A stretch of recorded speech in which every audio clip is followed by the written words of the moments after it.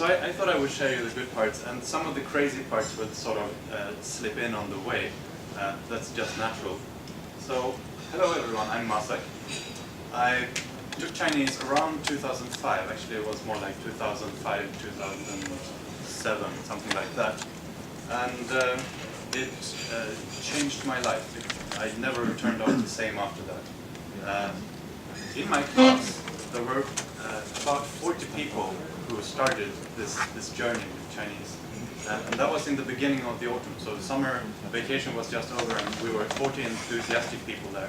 By Christmas, sort of the same semester, we were down to 20. That's quite a bit of a drop-off. I think I know what happened there.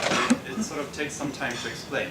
People have this sort of romantic, wondrous notion of Chinese, like, ooh, characters, it looks so exotic, I want to learn this. And then they find the reality, which is basically that they have to beat themselves over the head to learn this language.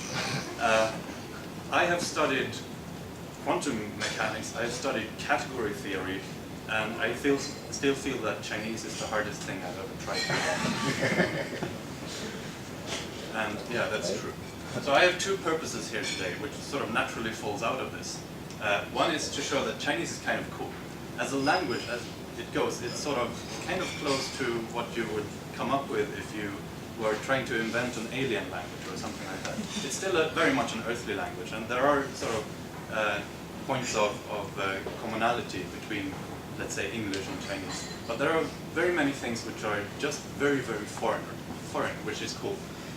My other point is simply to scare you off a little bit so that you don't foolishly go off and try to study Chinese yourselves. Because that would take a lot of your time and you might sort of come out of it crushed like about half of my sort of original class in Chinese. So here we go. I have 4 topics for you tonight, sort of the 4 most interesting points that we dive into with Chinese. The first one is sounds. So Chinese sounds are clearly different from what we have in, for example, English. Everything here is syllable based. Usually you will also have a syllable being one meaning or one word, but not always. And syllables are constructed in a very, very constrained way. I think programmers would sort of naturally come to like this. Because what you do is, you put together a syllable from one starting part, which is usually a consonant, and one ending part, which is either a vowel or kind of a diphthong, or a vowel plus n or a diphthong plus n or n. So you have things like this. N becomes ren, and sh, yong becomes xiong. And this is the only way you build syllables. Think of it as kind of a multiplication table with all the initials on one side and all the finals on the other side, and you get sort of all the possible syllables in between in that table. And not all combinations are allowed, so you have a lot of gaps as well. You end up with, I think, a couple of 100 possible syllables like this. And that's all you can say in Chinese. Well, except for one thing, and you know what's coming next, I think. There's also the tones. Now, I've been doing this for a couple of years, and I've talked to Chinese people, and the discussion basically goes like this. I say, so Chinese has 4 tones, right? And one of the Chinese people in the group say, yeah. And the other one says, no, wait, it's 5 tones.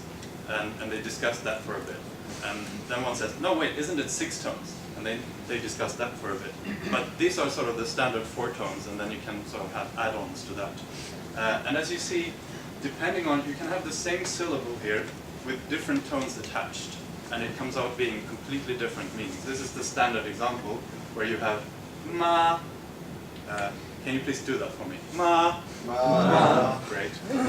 And you're not allowed to change that tone. You see, it's high and straight. People say that it takes sort of a musical ear to be able to speak Chinese. I don't believe that for a moment, because we have 1 billion people, not all of whom are sort of musicians who speak this language. And then we have ma. Ma. Good. And then we have ma. First down, ma. Okay, good. And the final one, ma. Ma. Yeah, like you're slashing a sword or something. Ma. So the first one here means mother, the second one means hemp, the third one means horse, and the fourth one means scold, or to yell very sort of critically at someone. We used to amuse ourselves in the Chinese class by putting together sentences with all of these 4. It's easier than you think. There's also a fifth one, if we're sort of bringing in the fifth tone. Let's see if you can hear the difference for this one. Ma. It doesn't have a tone, it's just sort of there. It's noted by not putting in one of these accents for once. And that word means I'm making this a question. I think you have a similar word in Polish, is that right? Do I remember it correctly as czy? Czy. Czy, yeah. And that means sort of, this is a yes-no question, right? Yeah. Ma is the same, the fifth tone here. Okay. So, and this sort of screws up education really bad, I have to tell you. David Moser here, who wrote a text called Why Chinese is So Done Hard, he writes, for example, if you wish to say something like, hey, that's my water glass you're drinking out of, and you follow your intonational instincts, that is, to put a distinct falling tone, my, on the first character of the word for my, you will have said a kind of gibberish that may or may not be understood, because you're not supposed to change the tone of the word my, which is wada, which is third tone. If you say wada, then that means something completely different. And imagine sort of being in a classroom situation, and you as a student, you just heard a word, and you're putting it back to the teacher, sort of, did I get this correctly? And you're putting it sort of in sort of your culture's question marking tone, and you completely change the word. And the teacher goes, no. That's the common sort of default situation. So we have a game we do at home sometimes. I thought I'd try it with you. Some of these people are Polish, some of them are just European or British or whatever. So I'm going to give you a name, and it has been rendered in these tones in Chinese. You'll get both the characters and the tones. And you're supposed to guess which sort of famous person this is. Just shout it out if you realize it, and if sort of a whole minute passes, then without anyone guessing, then I will give you the correct answer. So who is this? Mozart. Mozart? Yeah, thank you. Oh, you're good at this. Xiaobang. Now, you Polish people should know this one. Yeah, thank you. 2 points for Taji. Towards the tie. Towards the tie. Towards the tie. Okay, he's Russian. Yeah, thank you. Tolstoy. Yeah, because we don't really have L, so we do instead. Towards the tie. Sha Shi Biya. Sha Shi Biya. Now this is obviously not so. okay, clue. He's English. Sergio. No. Sha Shi Biya. Shakira. This is Shakespeare. Thank you. You see, it's easy once you know how to render the syllables. Fangao. Yeah. There we go. We had a Dutch one here. Einstein. Einstein. Yeah. Great. Okay, so you get the general principle here.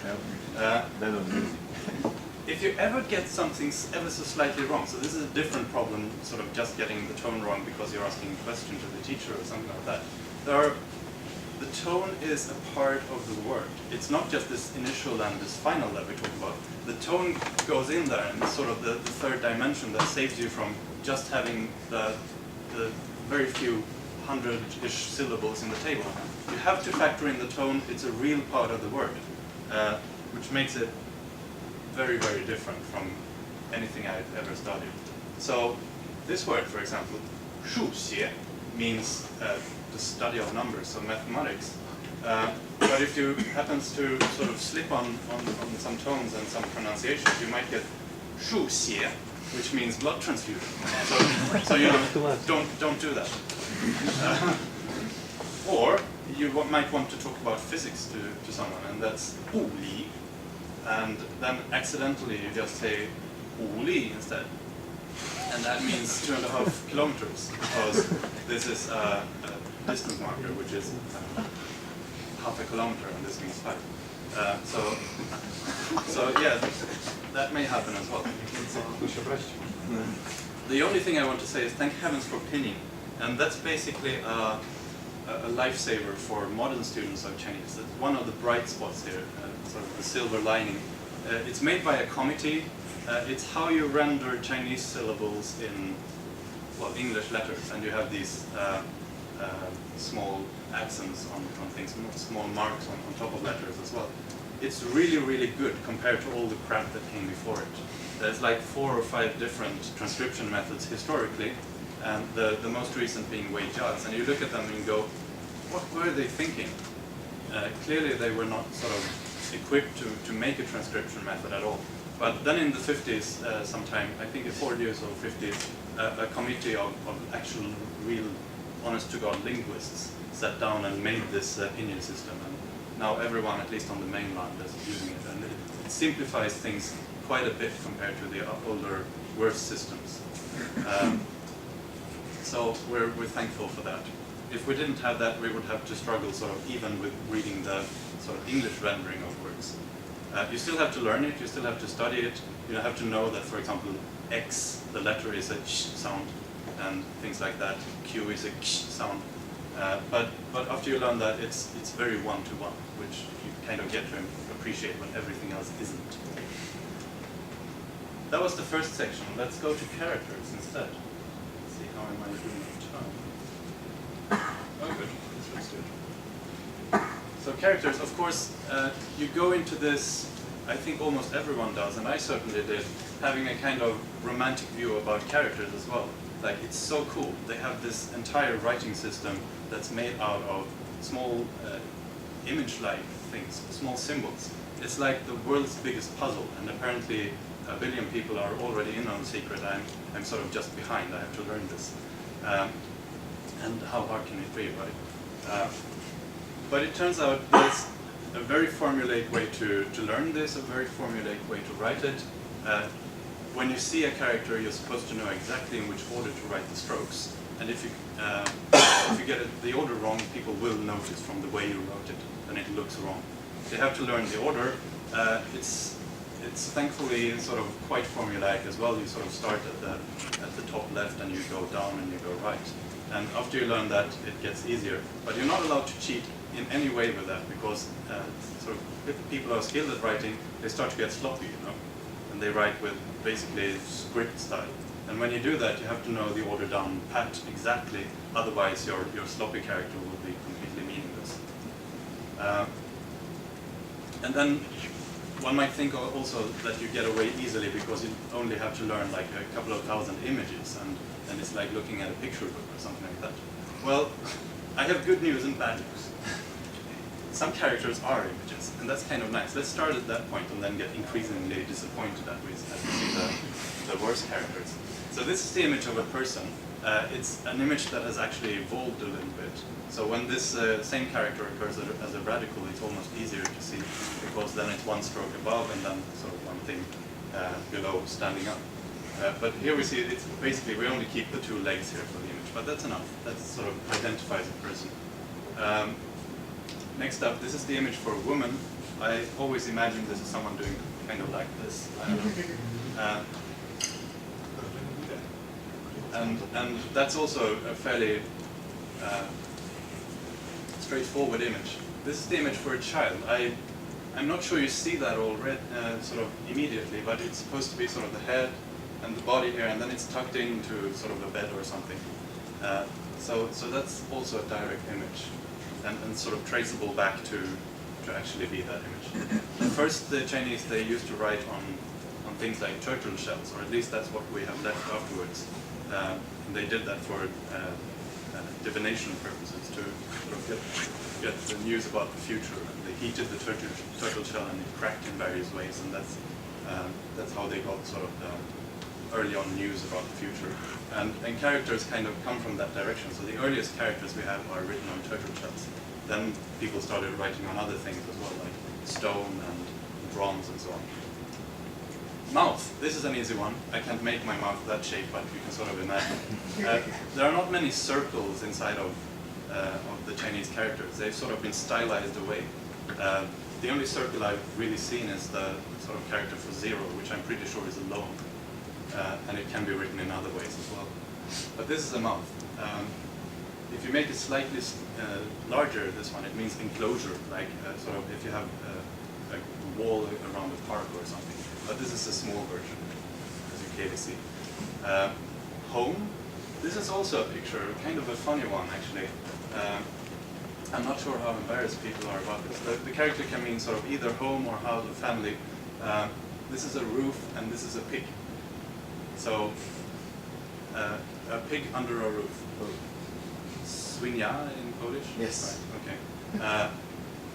So yeah, I guess that has historical precedence. Most sort of modern Chinese apartments do not come with a pig included. This is the picture for head. Maybe it's not entirely pictographic, but I see it sort of as a person here, and these two things are going there. There it is. So that's how you can understand that one. And then we have the picture for cat. Now things are getting a little bit muddy already because the actual cat is actually this one. Usually when you see an animal in these characters, they are sort of being turned 90 degrees and standing up. So the cat's head is up here and that's the feet there. And you can just ignore this part here. Yeah. The same thing goes with dogs. So this actually happens quite a bit. I'll explain why in a little while. This is bear. I'm not really sure why. Maybe these are the 4 feet here. I just wanted to show you that. It's also cryptographic. And then we have a couple of simple ones. Sun. This used to be a circle with a dot in. So if you go far enough back, we can clearly see, okay, that's a good picture of the sun. And the same thing with the moon. This used to be like a banana with 2 dots in. These characters also happen to mean, in the right context, like in the calendrical context, this happens to mean day of the month, and this happens to mean month, which I think is brilliant. I mean, yeah, maybe it is obvious even to ancient people, but they really, really got that part right. Okay. And then we have rain. Yeah, this one you should be able to see. This is a cloud, clearly with the rain waiting to fall here. Kind of cool also. So that's rain. I haven't talked about the sounds at all, and that's kind of a significant thing. When you learn Chinese, you sort of learn the meaning of a word, you learn how to write it as a character, and then you go ahead and separately, basically, learn the sound of the character, the sound or the sounds, because one character can map to several sounds. And they are very sort of disconnected. Talk about sort of loose coupling between things. You don't have to learn the way to write the character and its sound at the same time. Those are different things. If you want to get good at writing, well then you learn how to write the characters. And traditionally there have been people who could sort of write long letters with Chinese characters but they couldn't speak a word. Or you do it the other way. If you want to get good at speaking, then you learn how to pronounce the characters, and you may or may not know how they are spelled. I've talked to people like that who would sort of talk in long dialogues, but they couldn't write a thing. So this is kind of different from what we used to. So these are, here comes a group of characters that are sort of kind of images.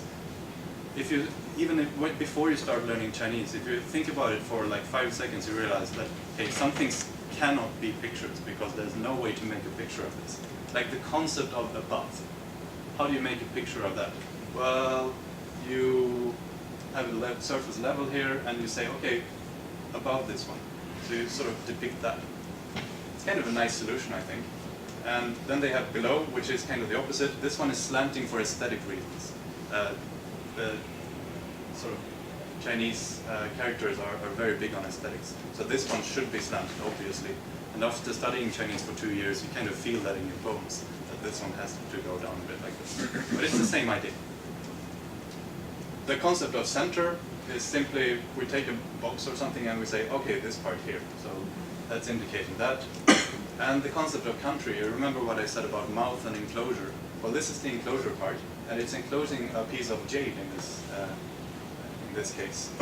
The traditional character used to be something else, but here we say, okay, we're protecting this treasure here, this piece of jade, so it's a country. So it's kind of a symbolic thing. Then we have the concept of large, that's a person doing this. Brilliant. Now, I mean, if you're going to go for symbols and concepts, this is the way you should do it. Same thing with the concept of small, it's kind of like add, I guess. The concept of to have, that is a hand holding a piece of meat.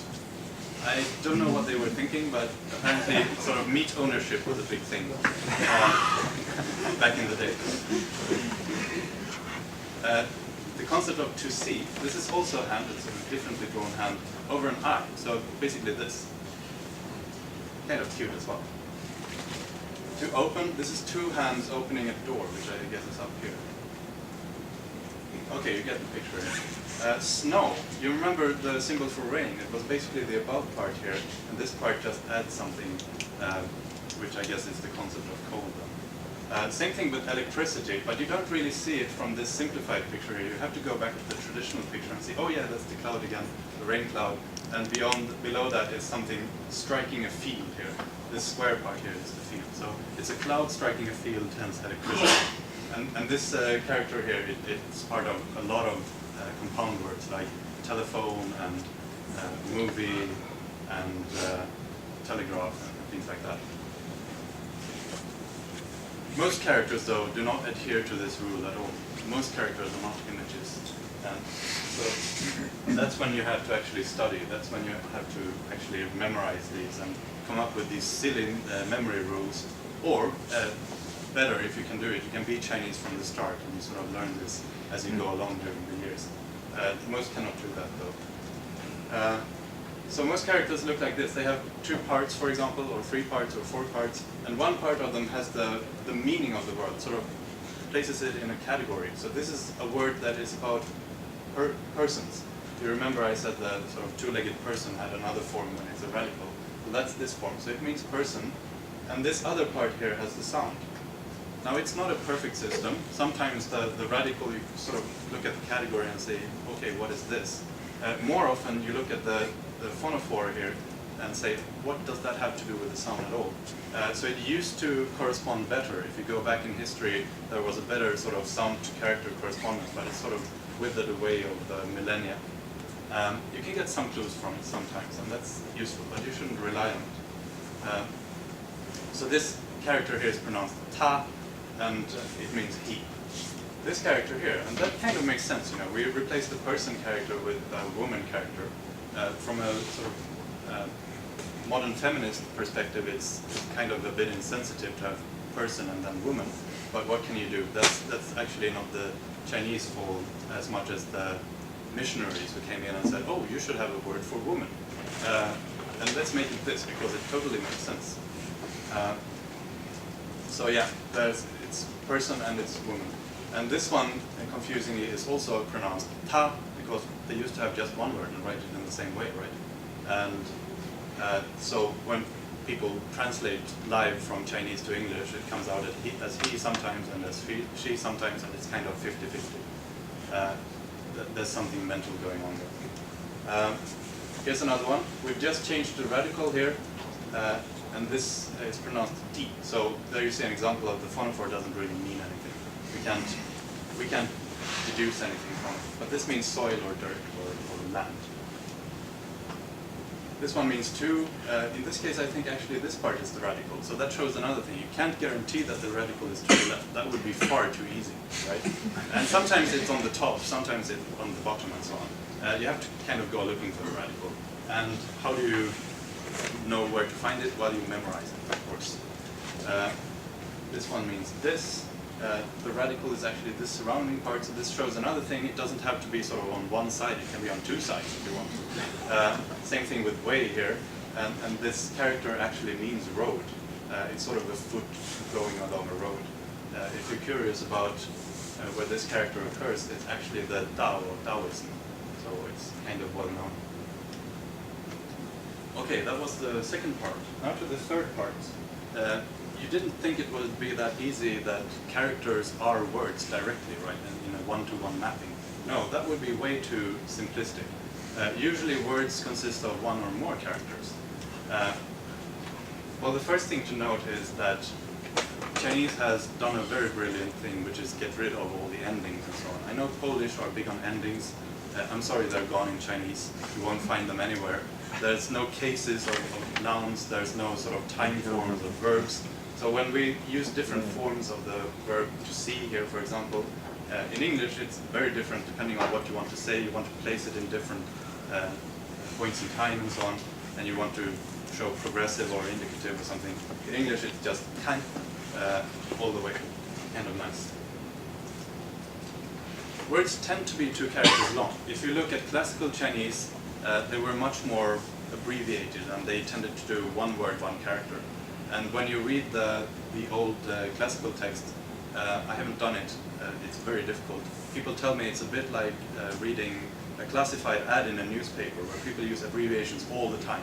And they basically refer to all the other texts that everyone else has ever written to sort of as allusions and literary things like that. Since then, Chinese has kind of expanded and produced words that are usually around 2 characters long. Don't be surprised if you see one 3 or 4 characters long. That happens too. So here's a good example. It's the word for friend. It's pronounced 朋友. And this first character here, you recognize perhaps the radical for meat. This is 2 pieces of meat hanging together on a rack. A character which obviously means friend. And this is a hand holding another hand. It's sort of a right hand holding a left hand, which is also a symbol for friend. So these 2 characters mean friend and friend, and together they mean friend. So this is not a very uncommon way to form a bigger word. And if you think back why you have to do this, well, this is basically Huffmanization and sort of reducing noise and things like that. Because there are very many characters that are pronounced exactly like peng, this first one. So you say basically, okay, it's the friend kind of peng I'm talking about. These words, these characters together enforce each other and show you it's exactly this kind of peng that it's about, this kind of friend. Let's look at a couple of other compound words. And this turns out to be fairly standard, like you would expect it in a European language, which is a big relief. You know, if you learn the smaller words, you can learn the compound words. And I've also chosen a few that are simply very cute, sort of nice compound formations that we don't have. This one is cool. It's the word for big and the word for small. So 大小 means size. It's sort of big smallness, right? They do another thing with east and west, actually. So east and west, 东西 means thing. And I haven't really gotten the big picture on why that is. It seems to be lost in the mist of time. People have sort of faulty etymology theories for that, but 东西 means thing. Some people say that there used to be a city with a market, so with an east side and a west side, and on that market you would find things. But don't believe such sort of easy explanations for things. The true answer is nobody knows. How? Kan. Now, kan you saw before, it means to see. This character how means good. You see, it's a woman and a child. Obviously the concept of a woman and a child together is good. Also kind of sexist maybe, but that's the concept for good, the character for good. And so it's good to see. Well, that means pretty. Same thing with the verb to eat, 好吃. This means tasty. It's a word I use a lot when I'm home at my parents-in-law. Get food. 好吃. And 眼睛, glasses. So this word means eye, and this word, character means lens. Kind of makes sense as well. A pair of glasses is eye lenses. And there is some order in all this chaos. So if you want to say sunglasses, that's simply 墨镜. Now, this is a word that means black. It's not the normal word. The normal word would be pei, and be a bit simpler to write. It would be this upper part here. But this is the sort of traditional literary version of it, the one we would find in nice fancy books. So that's the word that has gotten stuck with sunglasses. It still makes some kind of sense. This one I really like, 熊猫. Those of you with good memory will recognize this one as being the character for bear, and this one as being the character for cat. So a panda is clearly a bear cat. In the same way, I don't have it written down here, but an owl is a cat-headed eagle. I like that as well. This one is fairly cute as well. Modernize. 现代化. So 现代itself means modern, and this ending here means eyes. So IZE. or to turn something, to transform something into something else. You can basically take any adjective and put on this qua here. Qua also independently means change or transformation or things like that. So some things make a whole lot of sense and they're actually pretty easy. I usually say to people when they ask me how difficult Chinese is, I say, oh, there's a really simple grammar and a really pleasant word formation in there, but you have to get over the hump of the sounds and the characters before you reach it. And good luck with that. Proper names, I have two of them for you. They're company names. And if you're a company, and think of this system here, we saw various composers and authors and playwrights and so on being rendered in Chinese. Think of being a company and you realize that, okay, you have to render your company in these sounds, and it's up to you basically to pick the characters of that. So you know how the sounds should be, you're kind of constricted by that, but you have to pick the best characters to give people a nice image of what it is you're selling. If you pick the wrong kind of combination of characters there, it's sort of like in the Hitchhiker's Guide to the Galaxy, and your company ends up meaning go stick your head in a pig or something like that. And you don't want that. So let's see what people have done. Coca-Cola. This is Coca-Cola. And you recognize the character from mouth here. This means happiness or happy. And this repeat twice character means is possible or you can or something like that. So you can mouth it, you can be happy. That's brilliant. I think they were one of the unfortunate ones which originally had something else. They just picked a sort of standard sequence of characters and they didn't sell very well. So they changed it to this. Then we also have Ericsson, which turns out to be Ai Li Xing. And this is love. By the way, this character, it's not very clear from the modern one, but it also has this sort of friendship thing in the middle here with hands holding, right? That's pretty good for love. And those up here are claws. I don't know what they are doing in the character. So this one comes out as being loves to establish connections or loves to establish communication, which also, yeah, that's what they do. But it's not all roses. I used to like dictionaries, and sort of when I was learning French, I had a big use for the French dictionary. When I was learning other languages, I liked the dictionaries as well, because the usual way with a language with letters in general, that you use a dictionary is this. You probably never thought about this, so you just did it. Open the dictionary at the approximate place. You know, if you go to S, you open it near the end. And then you sort of binary search your way down, going sort of back and forth until you find the exact place, and then you find the word and you're happy. This is the Chinese procedure. So you identify the radical part of the character, you count the strokes in it, you look up the radical by the number of strokes, because they're sorted by that and nothing else.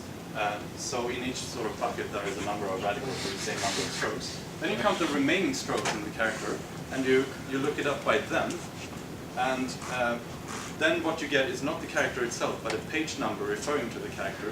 So you go to that page number, and there you will again have to find the character among around 15 characters on that page, at which point you're already very tired and wondering why you're doing this. And yeah, and then hopefully you find the character with the pronunciation and with the explanation in Chinese, of course. So David Moser, again, in his brilliant text here on why Chinese is so damn hard. Chinese is not exactly what you would call a user-friendly language, but a Chinese dictionary is positively user-hostile, and I completely agree. Do not expect to find a Chinese dictionary with words sorted by pinyin, for example. No. Final point here, grammar, and I have 5 minutes. Yeah, that's perfect.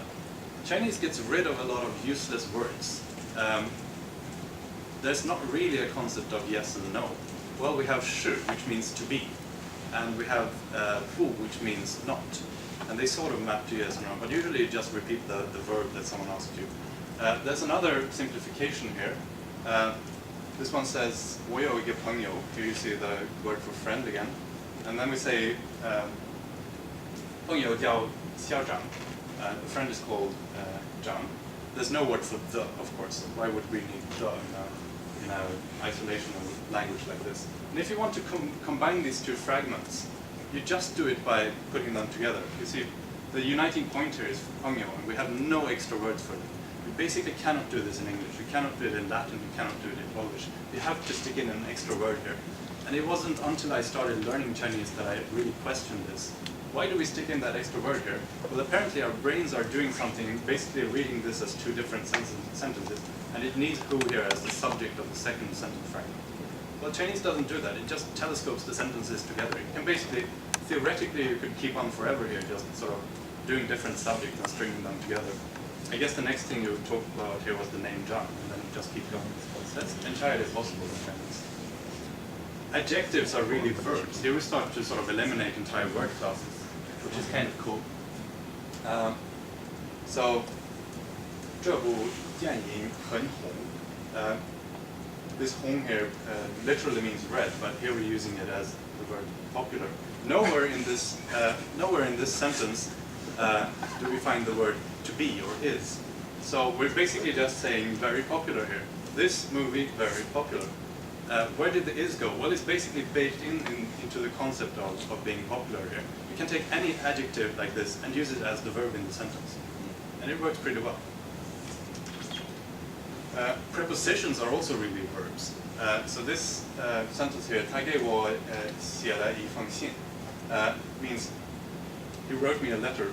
The way we say this is sort of the basic phrase is he wrote a letter, right? But then we also say to me, and that we stick in these words here, and those means to give me. And by the way, another way we don't sort of change words and so on. Whenever you use the word 我 here, if you want to say I or my or me or so on, it's always the same character. But here it means to me.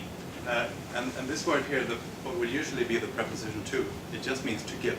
So he gave me, wrote a letter, basically.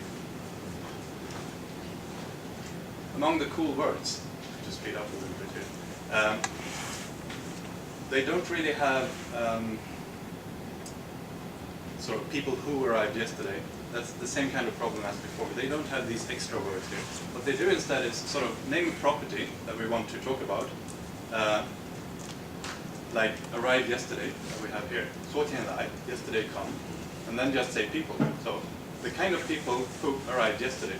Like this kind of thinking of sort of taking objects and combining them with properties. It reminds me quite a bit about XPath, which does this. This is one of the nicest search languages I've known about.